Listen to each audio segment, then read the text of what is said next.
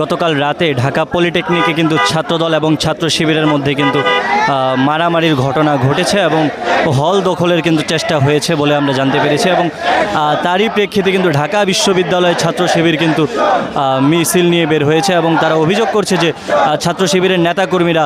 ছাত্রদল কর্তৃক আহত হয়েছে। এখানে আমরা দেখতে পেয়েছি যে ঢাকা বিশ্ববিদ্যালয়ের যেই এজিএস মহিউদ্দিন তার নেতৃত্বে একটি মিছিল অনুষ্ঠিত হচ্ছে, বিক্ষোভ মিছিল অনুষ্ঠিত হচ্ছে।